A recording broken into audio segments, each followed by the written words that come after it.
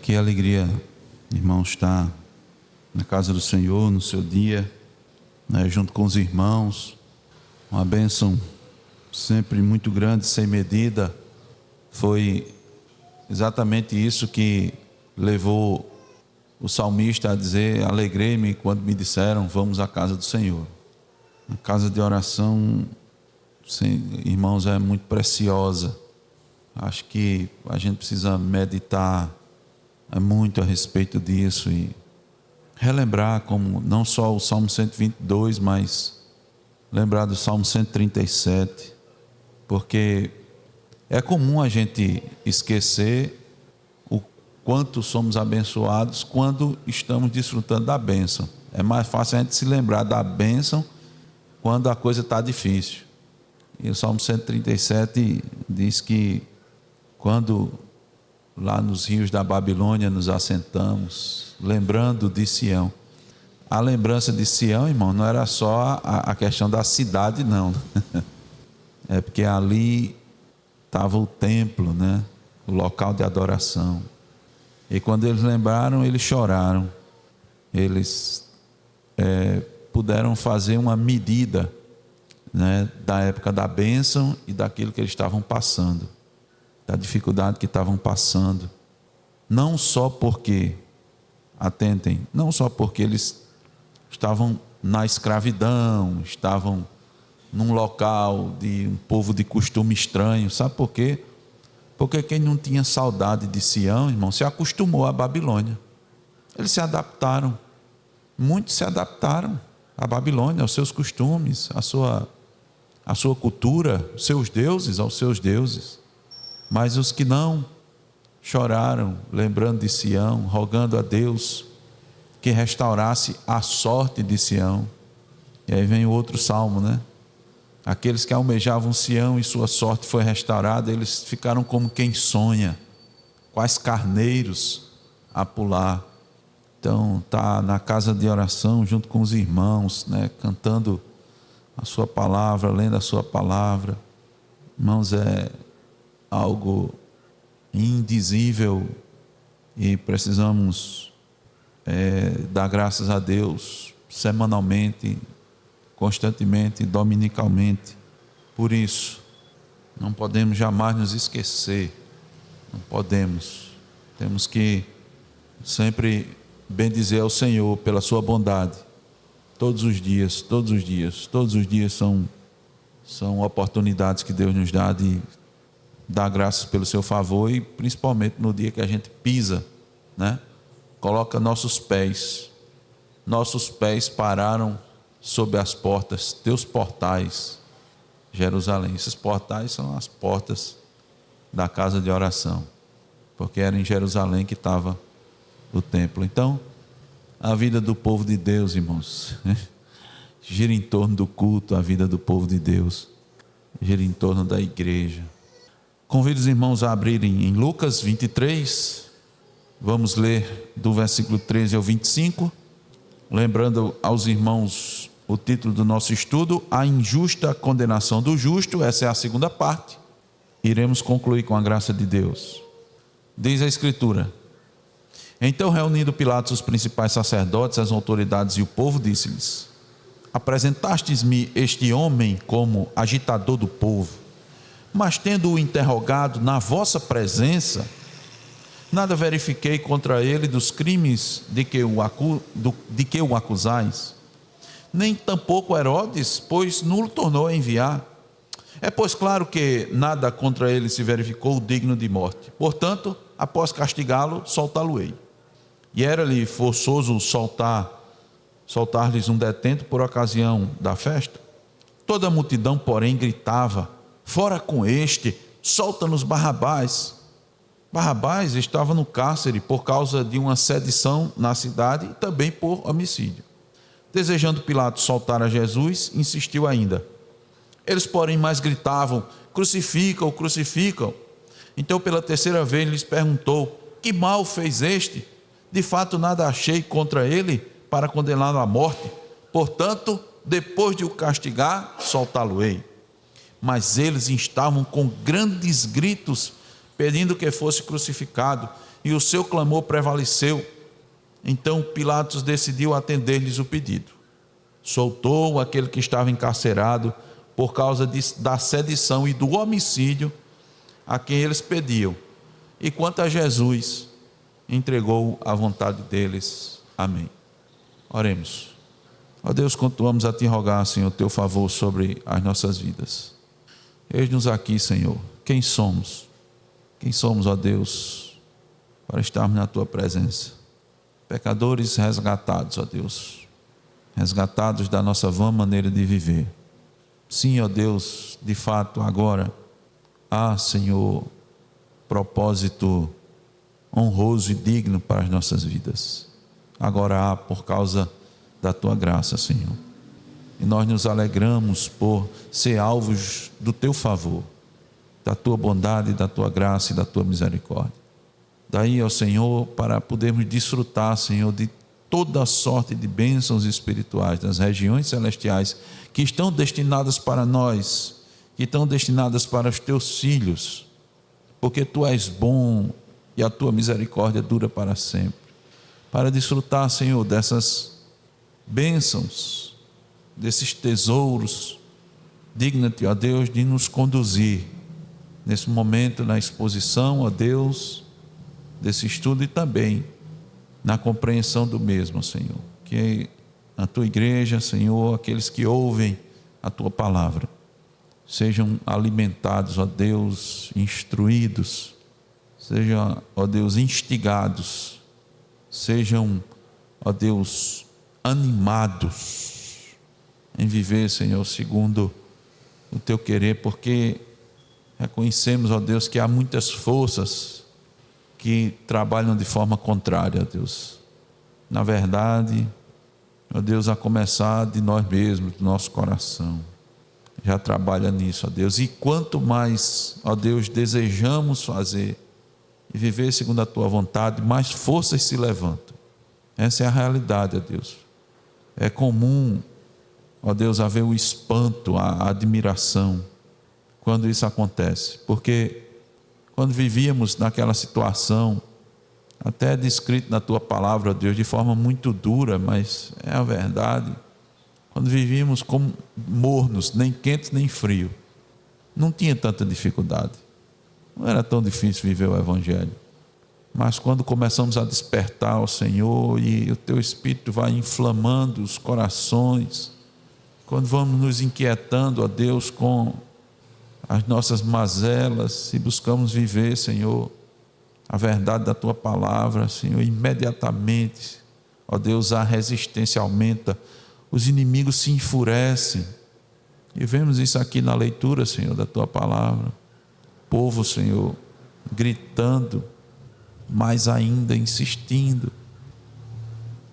Quando a justiça foi proclamada, quando a sentença correta foi proclamada por Pilatos para com Jesus, disse: nada encontrei nele, não há nada que justifique sua condenação. Mas aí as forças, os gritos, a oposição se levanta.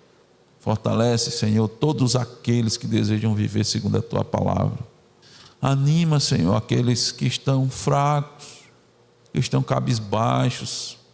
Anima os tímidos. Desperta os que dormem. Saculeja-os, ó Deus. Porque melhor, ó Deus, é estar enfrentando a oposição e fazer a tua vontade, do que, ó Deus, viver andando segundo o mundo ou buscando a aprovação desse mundo, se preocupando, ó Deus, com as opiniões de uns e de outros, ó Senhor.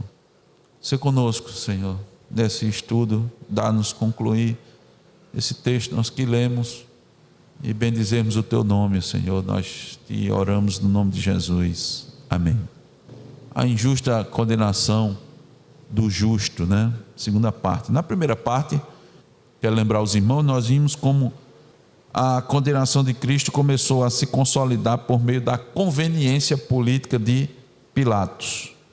Pilatos, como nós lemos, reconheceu repetidas vezes a inocência de Jesus, né? Pelo menos 3 vezes. Em outros textos bíblicos mostrei para os irmãos que essa passagem se encontra nos outros evangelhos.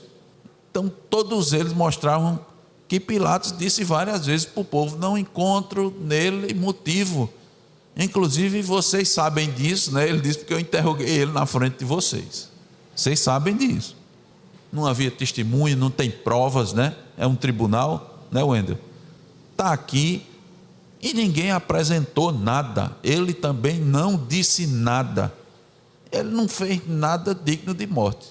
Então, na verdade, havia provas, ao invés de provas para condená-lo, tinha prova para absolvê-lo, né, Zaqueu?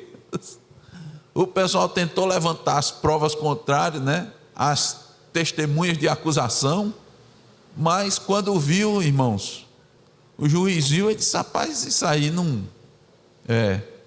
não é motivo. Sabe por quê? Porque em outra passagem, lembra os irmãos que eu mostrei para os irmãos, Pilatos sabia que era por causa de quê que Jesus estava sendo acusado por eles?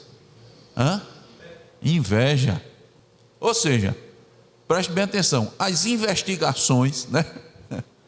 Digamos assim, a investigação, o curso do processo, Gisele, levou que o juiz claramente entendeu que aquelas acusações se davam só por causa de inveja. Ele sabia disso, apesar de não ter dito diretamente para o pessoal, que deveria ter dito. Um juiz disse: olha, vocês estão acusando ele, mas é por causa de inveja, viu? Vão-se embora para casa, porque se vocês continuarem com essas falsas testemunhas, que vai ser preso são vocês. Acabe com essa gritaria aí, senão eu ordeno agora para os soldados prenderem todos vocês. Era para ser assim, um juiz justo, não era para ficar ajeitando, mas o que é que ele fez? Não, eu já vi que ele não fez nada demais, e vamos acabar com isso daqui. Isso aqui é um absurdo, isso é um tribunal sério, nós vamos perder tempo com isso, nem eu vou aqui estar concordando com essa injustiça. Vão todos para casa e liberta esse homem. Não era para olha, eu vou castigar ele, vou soltar. Ora, como é que eu vou castigar um homem que é inocente? Por isso, irmãos, que isso é a maior injustiça que já aconteceu na face da terra com alguém. Jamais isso poderia acontecer, mas movido pelo medo da pressão popular, das consequências políticas, Pilatos tentou conciliar duas coisas que nós vimos que não dá certo: justiça com já é a dica, tem umas lojinhas por aí, quando a gente precisa de uma coisa, a gente procura uma conveniência. Você não vai esquecer mais não, viu, Aline? Olha, conveniência. Vajam ali na conveniência, porque está faltando alguma coisa. Tentaram conciliar, Wendel, justiça com conveniência. Dá certo, Zaqueu? Não dá. Então foi isso que Pilatos tentou fazer, não é? Até nesse sentido assim, não, eu vou amenizar aqui. Amenizar como? Por um lado, se eu castigar Jesus, eu vou satisfazer uma parte. Pode ser que todos os judeus não fiquem assim satisfeitos, mas alguns, quem sabe, os mais moderados, hein? Os mais moderados vão dizer: ele castigou, rapaz, vamos embora. Mas os radicais, não, o radical nunca quer nada, é tudo contra, mas não tem nada não. Se a maioria entrar nessa, eu me saio, né? Eu agrado gregos e troianos. Nunca dá certo, irmãos. A injustiça para com Jesus não aconteceu por falta de conhecimento, mas pela deliberada rejeição da verdade. Foi claro, a verdade foi clara ali, rejeitada. E, irmãos, diante de dois homens, um inocente, um santo e justo, e um culpado violento e homicida, escolheram quem? O segundo. O inocente é rejeitado e o culpado é preferido. Então, nós vamos ver, irmão, nessa segunda parte do estudo, como a condenação injusta de Cristo também se deu pela rejeição deliberada ao povo pelo rei. Nós vimos primeiro que foi pela conveniência política de Pilatos. E agora nós vamos ver que a injusta condenação de Cristo se deu pela rejeição deliberada do povo ao rei. Vamos lá. Vamos novamente para o versículo 18. Versículo 18. 18. Bar Jesus. Isso. Por quê? Jesus era um nome comum. Alguns chamam de Bar Jesus, Barrabás, né, João? Então vamos lá, versículo 18. Toda a multidão, porém, gritava: fora com este, solta-nos Barrabás. Era comum, irmão, nessa época da festa, soltar um preso, né? Por misericórdia, né? Manifestação de misericórdia. Era comum. Então, isso quer dizer o quê? Mais uma oportunidade que perderam de fazer justiça. Porque mesmo que Jesus fosse condenado, ainda tinha a possibilidade de ele ser livre. Não, ó. Agora é o momento da gente manifestar misericórdia. Então, Tiago ainda não tinha sido escrito, mas a misericórdia triunfa sobre o juízo. Então, vamos manifestar misericórdia aqui, né? Vamos ser misericordiosos e tal. Nada disso. Vamos continuar sendo injustos. Meus irmãos, se Pilatos representa a fraqueza da autoridade, o povo manifesta a corrupção do coração. Isso daqui é outra grande lição que confirma uma doutrina, né, que está clara nas Escrituras, que é a depravação total. Concorda, Zaqueu? Concorda, Simone? Concorda, Wendel? A depravação total. Uma escolha absurda, irmãos. Barrabás não era só um criminoso comum. Sabe o que é incrível? Que Barrabás, ele é acusado, ele está preso acusado de 2 crimes. Quem é que lembra? Sedição e homicídio. O que é sedição? Esse cabo era um agitador, né? Ele estava levando o povo, estava agitando o povo. Irmãos, isso era a acusação que os judeus apresentavam contra Jesus. Era exatamente, ó. Lembram que a acusação mudou? A acusação mudou. No Sinédrio era uma, mas a acusação do Sinédrio não tinha efeito no Tribunal de Roma. Aí eles foram e mudaram. Estão lembrados disso? Qual era a acusação no Sinédrio? Isso aqui é uma heresia tremenda. Na nossa lei, isso é passivo de morte. Mas na de Roma não é. Então, o que é na lei de Roma? Rapaz, Roma não gosta de confusão, não gosta de rebelião. Roma gosta de paz, a Pax Romana. A gente até citou isso. Então, para poder ter um motivo assim bem forte, nós vamos acusar ele disso daí. Só ele tem uns seguidores aí, ó. Ele tem até discípulos, tem apóstolos. Ele criou um grupo para separar, para agitar, para ir contra César. Aí tentaram, disse: olha, é certo pagar imposto? Eles queriam pegar Jesus. Inclusive a gente está na época, né, de pagar imposto de renda. Jesus não disse: é justo esse imposto. Ele disse: mas tinha que pagar.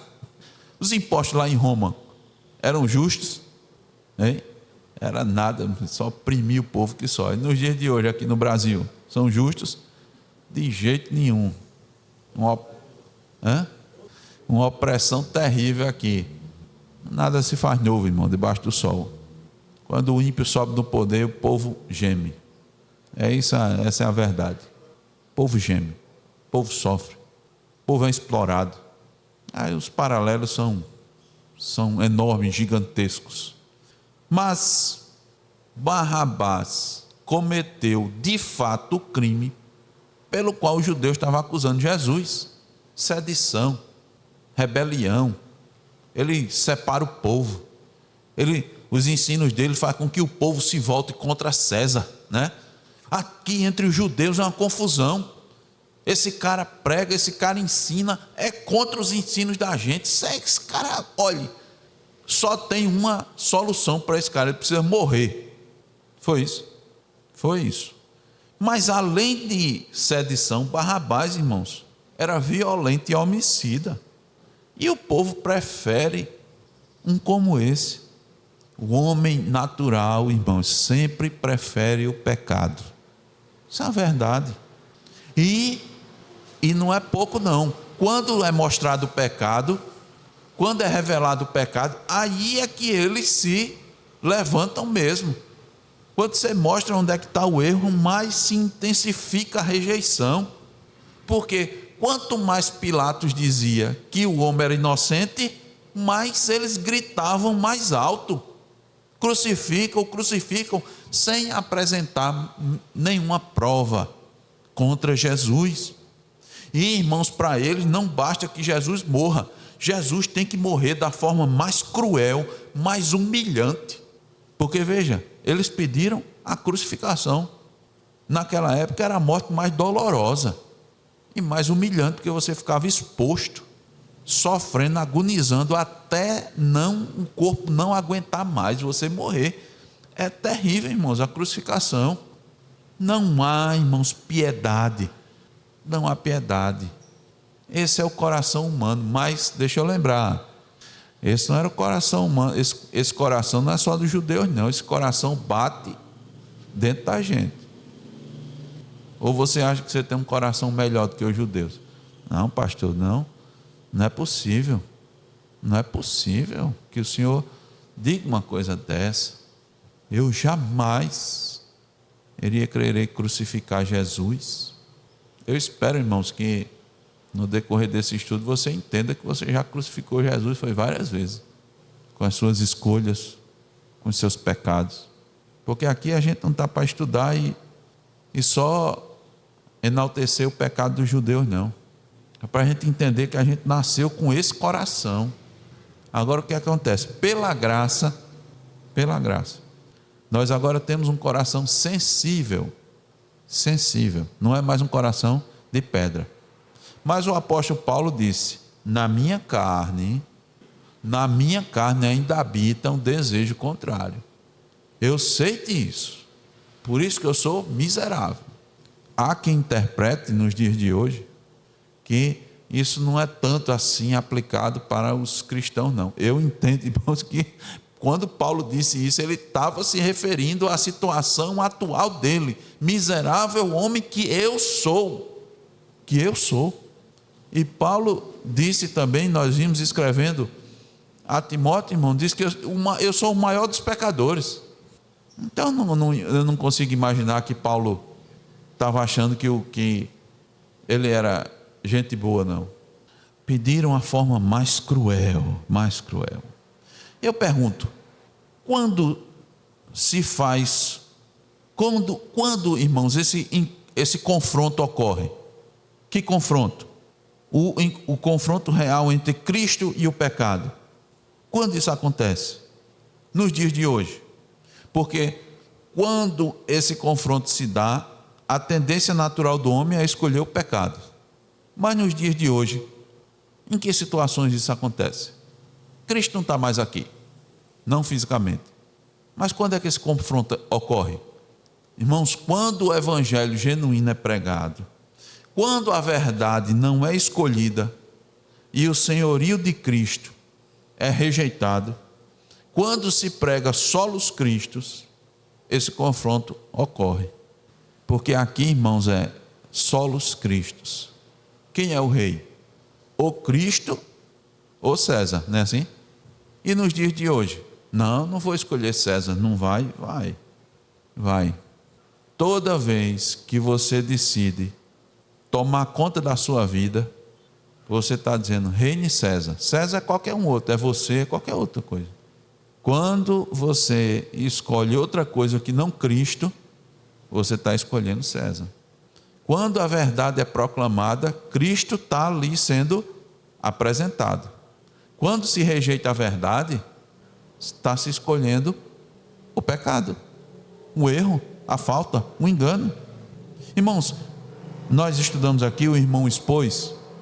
Lembra do momento que Jesus entra na sinagoga de Nazaré, recebe o livro, lê um trecho do livro do profeta, quem lembra? Profeta Isaías, que é uma referência também a essa passagem, nessa situação que nós estamos vendo.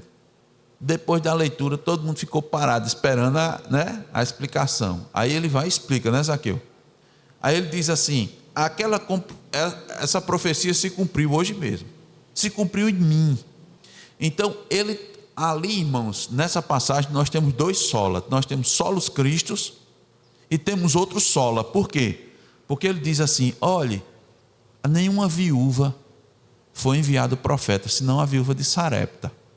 Tinha muitos leprosos em Israel, mas quem é que foi curado de lepra? Quem foi? Naamã era um israelita, não era?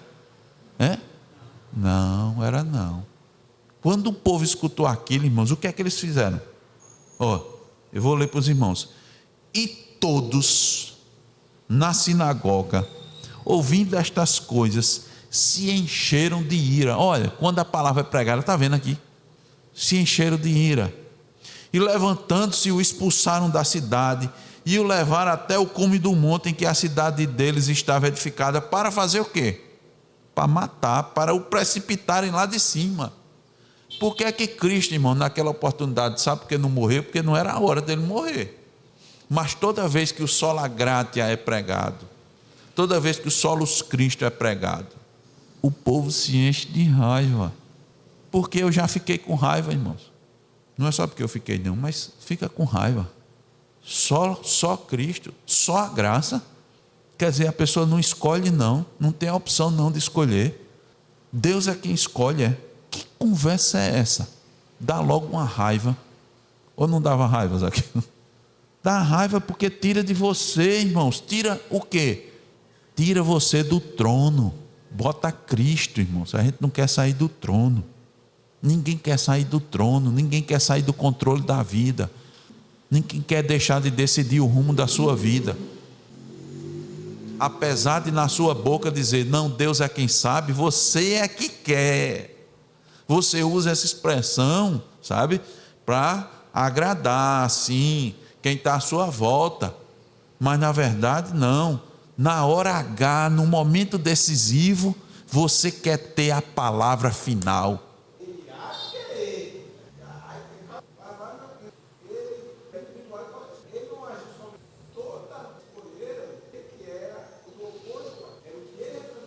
Exatamente. Então, vai se escolher sempre todas as outras coisas que sejam contrárias a Cristo. Vai sempre depender do momento, né? Uma hora vai ser Barrabás, outra hora vai ser outro. Uma hora vai ser meu emprego, minha família. Qualquer um que vai representar que seja contra Cristo. Onde tiver o senhorio de Cristo ali reinando, as pessoas vão preferir o contrário. O contrário. Ou o próprio coração, é isso que está dizendo, é a minha própria escolha, né? A questão é essa, irmãos, é duro nesse sentido, por quê? Porque Cristo diz de forma clara, mas as pessoas não conseguem enxergar. Cristo diz assim: quem não é por mim, é contra mim. Quem comigo não ajunta, espalha. Eu estou neutro, não tem neutro. Ou você está ajuntando, ou você está espalhando, entende? Mas Satanás não, Satanás quer que você pense de forma diferente. Satanás quer que você ache que existe uma segunda opção, além de certo e errado, né? Que a gente chama de terceira via, né? Ele sempre quer, achando que a sua escolha seja por sua situação. Não, mas minha situação, né? Você bota aqui, mas minha situação. Se você tivesse na minha situação, aí vem toda aquela contextualização. Não, de forma alguma. A vitória da vontade humana sobre a justiça. As vozes deles prevaleceram. Versículo 23. Mas eles estavam com grandes gritos, pedindo que fosse crucificado, e o seu clamor prevaleceu. Pilatos entrega Jesus à vontade deles, porque eles gritaram mais alto. Mas é isso, quando o pecado vai dominando, então você perde a razão. Por isso que eu sempre digo e repito com os irmãos: cuidado com a multidão. Cuidado quando você estiver em multidão. Normalmente a multidão não raciocina. A multidão não age pela razão. A multidão não age pela lógica, pela ponderação. A multidão age pelo sentimento, pela emoção. Então, quando você está em multidão, não se meta com a multidão. É o conselho que eu dou para você.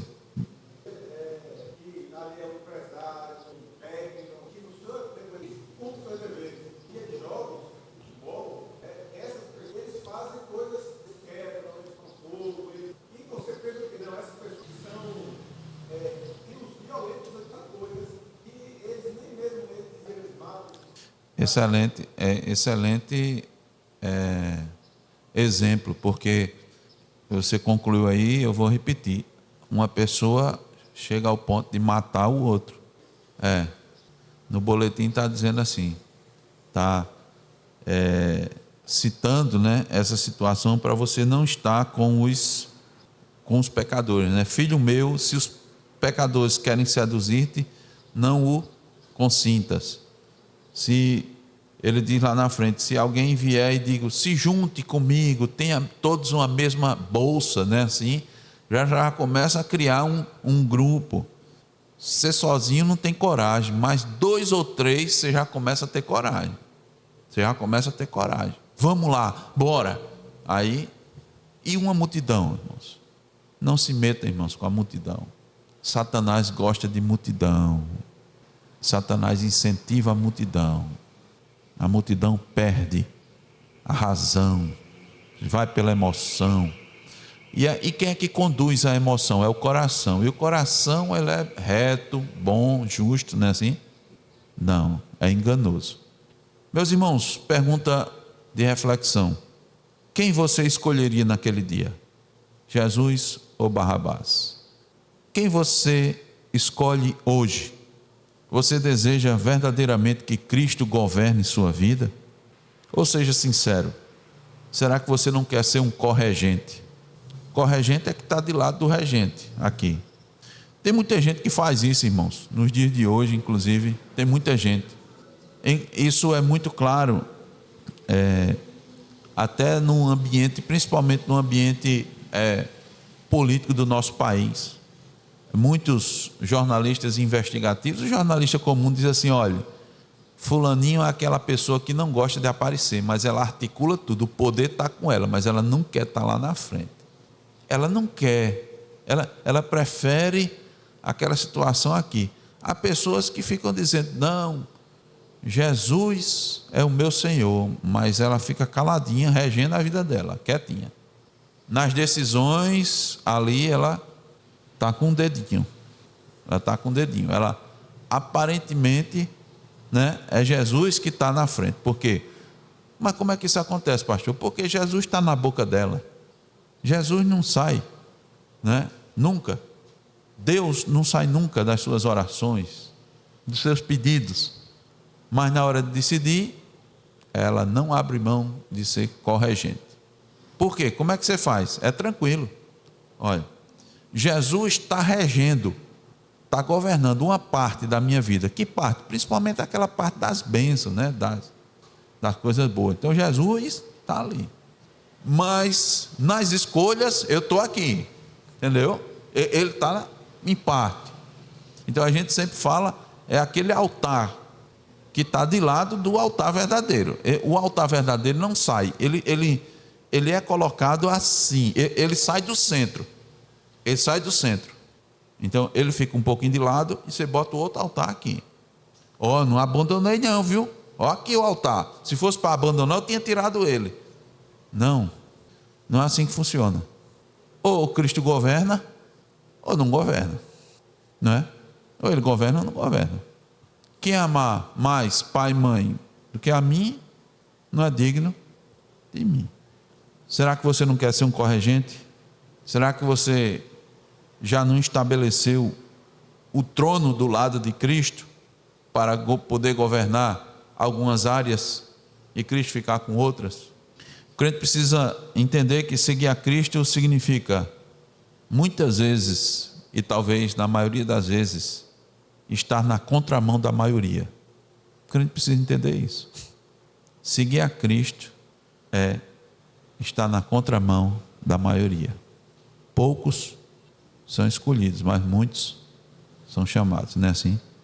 Se nós observarmos, irmãos, olhe na história da igreja, olhe na Bíblia, a maioria normalmente está contra, a minoria normalmente fica a favor. Mas as pessoas não tiram Deus da boca, concorda comigo? Pelo menos aqui no nosso país, todo mundo, ninguém, né? Pouquíssimos são aqueles que tiram o nome de Deus, ou que são declaradamente, diz que não creem em Deus, não sei o quê, mas a grande maioria diz que crê em Deus, mas são contrários ao próprio Deus. Sim, conclua, eu vou passar. Diga, Zaqueu.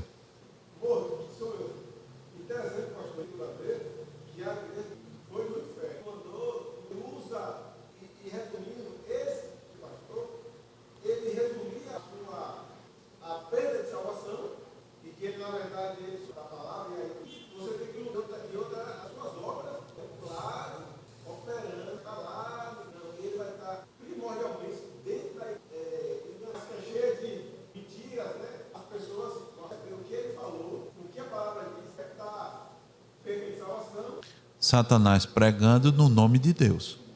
Pronto. Veja, irmãos, Satanás pregando no nome de Deus. Versículo 15. Vamos concluir. Eles, porém, clamavam: fora, fora, crucificam.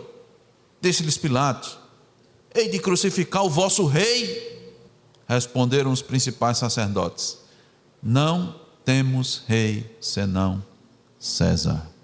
Irmãos, isso aqui não é só uma injustiça humana. Perdão, irmãos, eu fui para João, me desculpe, não é Lucas, eu quis dar uma referência de outro evangelho, João 19:15. Esse o texto que eu li foi em João 19:15, quando eles dizem: não temos rei senão César. Isso aqui é uma confissão clara do que se diz nos dias de hoje. Quando Cristo é apresentado por meio do evangelho, quando Cristo é apresentado por meio do evangelho genuíno, e o evangelho genuíno mostra ele como Senhor, como soberano, e ele é rejeitado, é a mesma coisa das pessoas que estão dizendo: meu rei é César. É a mesma coisa, meu rei é César. Então a condenação de Cristo, irmãos, não foi só um acidente da história, não foi só a maior injustiça da humanidade, não é? Não foi apenas maldade de Pilatos, não foi apenas a cegueira do povo, mas lembre-se, foi, acima de tudo, o cumprimento perfeito do plano soberano de Deus. A gente não pode esquecer isso. Tá certo? Ali, irmãos, o justo foi condenado para que injustos fossem justificados. Pilatos agiu por conveniência, o povo escolheu por rejeição, mas Deus estava governando cada detalhe. A cruz não foi uma derrota, foi um decreto. Aplicações finais. Não espere justiça deste mundo caído. Se o próprio Filho de Deus, perfeitamente justo, foi condenado injustamente, por que você esperaria tratamento diferente? Se o seu mestre foi tratado assim. A verdade nem sempre será aceita, a justiça nem sempre prevalecerá, e a fidelidade a Cristo normalmente custa caro, muito caro. Mas isso é sinal de identificação com Cristo. Primeira aplicação: não espere justiça desse mundo caído. Segunda, não negocie a verdade por conveniência. Muito importante. Pilatos sabia o que era certo, mas não teve coragem de sustentar. Quantas vezes o mesmo perigo não nos cerca?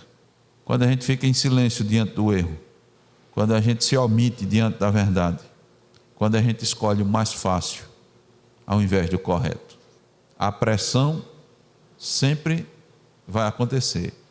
A voz da maioria sempre vai ser forte. Vão gritar mais forte. Mas o chamado do cristão não é para agradar os homens, é para permanecer fiel. Ser fiel até a morte, e dar-te-ei a coroa da vida. Examine seu coração se você está escolhendo Cristo ou Barrabás. A multidão fez sua escolha. E nós, diariamente, irmãos, fazemos escolhas. Sempre que nós preferimos o pecado à obediência, sempre que preferimos o pecado à obediência, sempre que buscamos benefícios em vez de submissão, sempre quando queremos um Cristo que nos sirva e não um Senhor a quem servir, estamos dizendo: solta Barrabás, porque a gente quer mandar, a gente não quer se submeter. Então a lição final é: submeta-se ao rei que foi rejeitado. Irmãos, Cristo não veio para entreter curiosos como Herodes. Não era assim que Herodes queria? Entretenimento. Cristo não veio para atender às suas expectativas. Cristo veio para reinar. Cristo veio para reinar. E a única resposta diante dele, a resposta correta é, diante da palavra de Deus, é arrependimento, fé e submissão. Não espere sinais, não espere provas, não imponha condições. Venha a Ele como pecador, reconhecendo: Senhor, lembra-te de mim. A expectativa de Herodes foi frustrada, a decisão de Pilatos foi corrompida, a escolha do povo foi perversa, mas a esperança do crente nunca vai ser frustrada. Ela está baseada não em homens, não nas circunstâncias, não está baseada na justiça terrena, mas no decreto eterno de Deus. Então, irmãos, permaneça firme, sofra se necessário, mas não abandone a verdade. E acima de tudo, submeta-se ao Cristo que foi rejeitado, porque Ele de fato é o Rei que reina para sempre. Aquelas pessoas não estavam, o Cristo verdadeiro, aquelas pessoas não estavam enxergando. Ninguém enxergava um rei ali. Como um rei, João? Se aquele homem estava sendo julgado pelos homens, que rei que ia para a cruz? Wendel, como enxergar um rei daquele jeito, sangrando na cruz? Do mesmo jeito, quando o evangelho hoje é pregado, Cristo é pregado verdadeiramente, ninguém quer esse rei, ninguém quer esse rei, ninguém quer um rei que manda na sua vida. Nós queremos um rei que nos sirva. As pessoas querem um rei que sirvam a Ele, que eles vão para a igreja e eles sejam abençoados, que eles vão para a igreja e eles vejam o extraordinário. É o mesmo. As pessoas não querem a mensagem do evangelho, as pessoas não querem a mensagem da bem-aventurança. Bem-aventurado quando você for perseguido por causa da justiça. As pessoas querem bem-aventurado quando você for reconhecido, quando você tiver um bom emprego, um bom carro. As pessoas querem esse bem-aventurado. Irmão, sabe quem ofereceu isso? Satanás foi quem ofereceu isso. Cristo nunca ofereceu isso. Não foi não que Satanás ofereceu a Jesus: eu vou te dar tudo isso aqui, ó. Eu vou te dar. As pessoas estão nos púlpitos das igrejas pregando a mensagem que Satanás pregou para Jesus, quando Jesus foi ser tentado. Preste atenção se não é. Fama, reconhecimento, posses, o extraordinário. Te joga daqui que os anjos vão te pegar. O extraordinário. Isso não é não o extraordinário? É o extraordinário. Está com fome, as pedras. Sim. E Satanás, Ramon, exatamente isso que você está dizendo, não quer livrar hoje da gente da cruz. Cristo disse: tome a sua cruz e me siga. Satanás quer tirar a cruz de você. Satanás quer tirar as dificuldades de você. Olha as pregações de autoajuda, né? Para você superar seus medos, né? Não é assim? Seus medos, seus temores. Olha as pregações, olha as reuniões, culto da libertação, culto da prosperidade, da vitória. Quer tirar a cruz de você, meu querido. Quer deixar, não da forma de Cristo, não do jeito de Cristo, mas do jeito dele, para você se dar bem, para você conquistar, para você ser destaque. As pessoas não querem um senhorio de Cristo seguindo os passos de Cristo. Eles querem dar um salto. Os irmãos sabem qual é a sequência, né? Antes da glória é cruz. Mas as pessoas não querem a cruz, querem a glória, quer dar um salto. A nossa glória, irmãos, nossa coroa está depois desse processo aqui, depois dessa peregrinação aqui. Aí Satanás disse: eu posso fazer sua peregrinação muito mais leve. Posso fazer sua peregrinação muito mais suave. Você não vai deixar os caminhos do Senhor, não. Mas aquele caminho apertado, pedregoso assim, meio difícil, que você vai doer os pés, viu, Gisele? Eu deixo mais light, eu vou pavimentar. Eu vou deixar mais largo para você passar. Porque eu sei que você tem uma carga grande. Suas vontades, e aí? Você vai ter que deixar suas vontades? Não, eu permito que você carregue suas vontades. Eu vou alargar o caminho para passar a sua vontade, suas preferências. Você tem que deixar para trás aquele amor que você tem grande pelo seu pai, pela sua mãe, pelo seu esposo. Não, eu quero que você traga ele junto. Mas o amor de Deus tem que estar na frente. Não, ele vai. Então vamos fazer assim? Não vamos botar ele na frente, não, vamos botar ele de lado. Então você leva os dois. Você não quer levar os dois? Quer ou não quer? Quer, não quer? Seu coração quer. Aí quando você faz isso, você está rejeitando o senhorio de Cristo. Você está fazendo as adaptações. Aí esse caminho mais largo vai levar no céu? É o caminho que o peregrino estava trilhando? Era? Não. É aquele que vai levar para outro canto, né, irmão? Entende, irmãos? Que Deus nos faça entender, irmãos, a sua palavra, né? Que a gente não diga nas nossas atitudes, como o irmão colocou, que alguns estão dizendo, estão proferindo, Jesus é o meu Senhor, mas com as suas ações, eles é que estão mandando na sua vida. No final ele está dizendo, não temos rei senão César. Que Deus nos abençoe.